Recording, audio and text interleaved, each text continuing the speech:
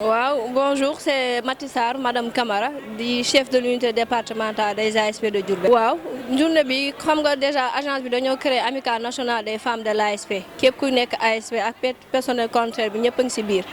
Léegi 8 mars ñun ñëpp dañ doon célébrer journée bi au niveau de chaque département pour wane tamit ne jigéenu ASP gëdd biñ ko jox au niveau de l'agence et au niveau de la société waaw. waa ASP département Diourbel bi yëpp la moo dem ñi nekk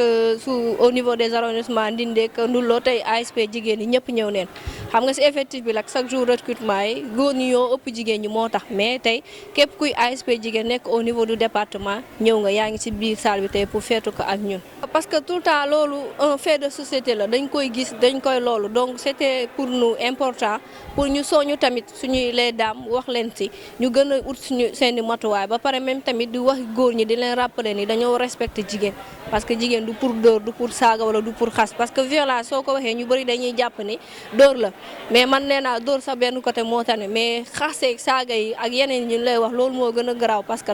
dafa nekk day am impact psychologique ak moral boo xam ni baaxul ci nit ki te loolu il faut ñun tamit ñu dugg ci suñu part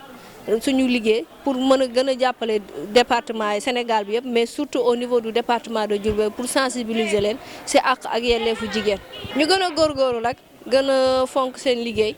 te xam ni liggéey moom kenn ko naataala ak lenn ba pare gën a jox cër seen bopp parce que nit ki quand tu te respectes on te respecte te liggéey dafa am solo ci nit donc di leen wax ni même 8 mars bi c'est vrai dañoo jël de façon symbolique benn jour ci calendrier bi ci mois bi di ko fêter mais pour man dafa war a nekk une façon continue boo xam dañ ko war a teg di sonn nit ñi tout le temps ne leen ñu respecté jigéen jox gëddam jigéen ñi jox leen seen gëdd te société sénégalaise soo xoolee jigéen ñi ñoo ëpp pourcentage que góor ñi kon ñooñu dañoo war a liggéey ak ñoom collaboration ba ñu mën a dem ci kanam ñu mën a avancer moo ëpp solo waaw di remercier nag autorité au niveau de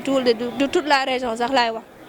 muy en passant du gouverneur au préfet ñëpp chef de service yi ñu bëri jàppale ne ma seen liggéey tey ñu bëri ay collaborateurs leen ñii ay grands frères leen ñii dañ lay woo di la conseiller donc di remercier waa Njaareem bi yëpp waaw di leen remercier waaw merci pour tout